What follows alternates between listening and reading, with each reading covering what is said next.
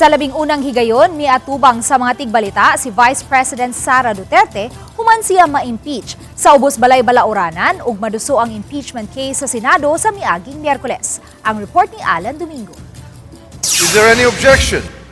The chair hears none. The motion is approved. The Secretary General is so directed. The session is suspended. Pipila ka adlaw human na impeach sa ubos Balay Balaoranan, giatubang ni Vice President Sara Duterte ang mga tigbalita. Sa giandam niyang pamahayag, gipalanog ni Duterte nga taliwa'a sa hulga sa pagtangtang, nangamuyo siya nga luwason ang nasud gikan niini. Sa kabila ng aking mga naging pahayag ukol sa planong impeachment sa mga nakaraan na buwan, ang tanging masasabi ko na lamang sa puntong ito ay God save the Philippines. Sa pangutana, kung muluwat ba siya sa katungdanan subay sa impeachment case nga naduso na karon sa Senado, iyang gitataw nga wa siya planong muluwat sa katungdanan. Matod sa Vice Presidente, gipangandaman na nilang daan ang isang at nga impeachment case bato kaniya dihang gipahibaw sa usa ka party list group ang pagsang-at og reklamo bato kaniya. Matud pa, daghang mga abogado ang misimpatiya kaniya og mipadayag silang kaandam nga mamahimong mutabang kaniya atol sa impeachment hearing.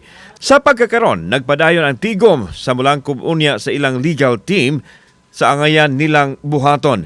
Nasayod usab si Duterte sa tinguha sa iyang amahan nga si kanhi Presidente Rodrigo Duterte nga usa-usab ka abogado nga mamahimong usa sa mga defense lawyer atol sa impeachment hearing apan iya kining gibalibaran tungod sa iyahang pangidaron.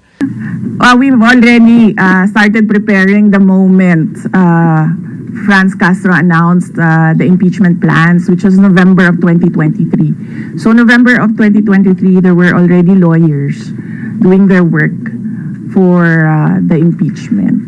So we leave it to the lawyers. Subli niyang gipadaplin ang pasangil sa assassination statement ni adtong Disyembre sa maaging tuig batok sa presidente sa nasod, sa First Lady o sa House Speaker. Sa pagtapos sa press conference, gipangayuan siya og mensahe kabahin sa Valentine's Day. Kini ang iyang pamahayag. Mas masakit pa ang maiwanan ng boyfriend o girlfriend kesa ma-impeach ka ng House of Representatives.